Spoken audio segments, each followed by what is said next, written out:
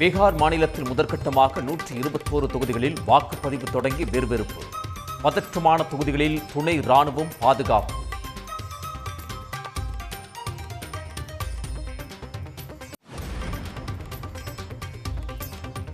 திருப்பத்தூர் மாவட்டத்தில் காலை முதலே தொடர்ந்த மழை.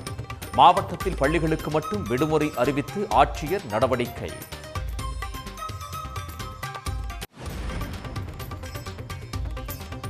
மூத்த அமைச்சர்கள் தலைமையில் சென்னை தலைமை அலுவலகத்தில் இன்று அனைத்துக் கட்சி கூட்டம். பொதுக்கூட்டங்கள், ரோட் ஷோக்களுக்கு வழிகாட்டு நெறிமுறைகள் வகுப்பது குறித்து முக்கிய ஆலோசனை.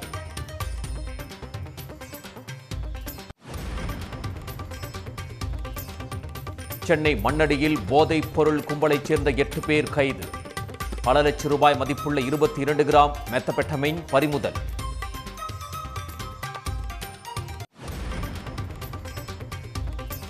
முதலமைச்சர் வேட்பாளர் விஜய் என்று தாவேக சிறப்பு பொதுக்குழுவில் தீர்மானம். 2026 தேர்தலில் திமுக தாவேக இடையேதான் போட்டி என மீண்டும் திட்டவட்டம்.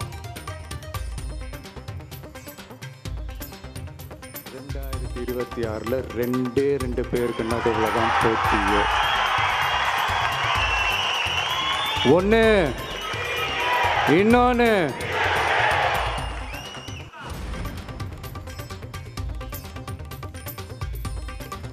திமுக தாவேக்கு இடையேதான் போட்டி என கூறிய விஜய்க்கு வலுக்கும் கண்டனம். 2 ஆண்டுகால கட்சியின் தலைவர் 75 ஆண்டுகால திராவிட இயக்கத்தை பார்த்து சொல்வதா என தலைவர்கள் காட்டம்.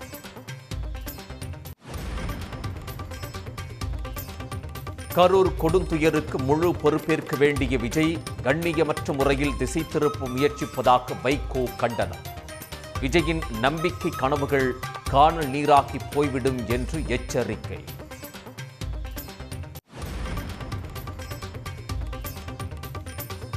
பிரேசிலைச் சேர்ந்த மாடர் அழகி பெயரில் ஹரியானாவில் 22 வாக்குகள்.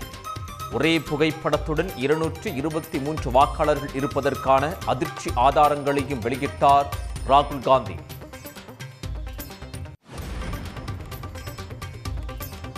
உத்தரப்பிரதேசத்தைச் சேர்ந்த ஆயிரக்கணக்கான பாஜகவினர் ஹரியானா வாக்காளர் பட்டியலில் சேர்ப்பு. கோடல் தொகுதியில் ஒரே வீட்டில் 501 வாக்காளர்கள் சேர்க்கப்பட்டுள்ளதாகவும் ராகுல் காந்தி குற்றச்சாட்டு. ஹரியானா வாக்கு திருட்டு பற்றி ராகுல் வெளியிட்ட ஆதாரங்கள் அதிர்ச்சி தருவதாக முதலமைச்சர் மு.க. ஸ்டாலின் கருத்து. மக்கள் தீர்ப்பு திருடப்படும் போது தேர்தல் ஆணையம் மௌனம் காப்பதாகவும் கண்டனம்.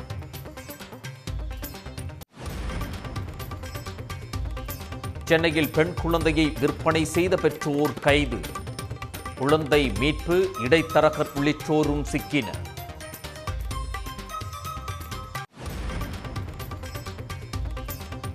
டெல்லியில் பிரபல வணிக தொடர்பாணியில் பலரிடம் 250 கோடி மோசடி. 3 பேர் கொண்ட கும்பலை கைது செய்தது சைபர் கிரைம் போலீஸ்.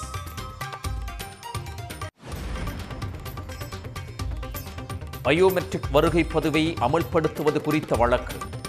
ஊழியர்களிடம் முன் ஆலோசனை நடத்த வேண்டிய அவசியம் இல்லை என உச்சநீதிமன்றம் தீர்ப்பு.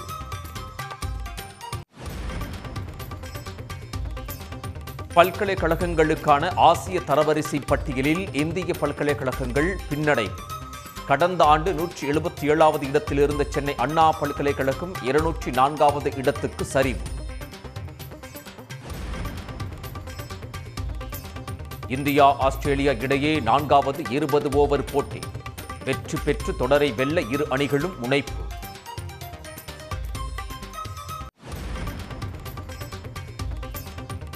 கமல் தயாரிப்பில் ரஜினி நடிக்கும் புதிய படம். சுந்தர் சி இயக்க உள்ள திரைப்படம் 2027ஆம் ஆண்டு பொங்கலுக்கு வெளியாகும் என அறிவிப்பு.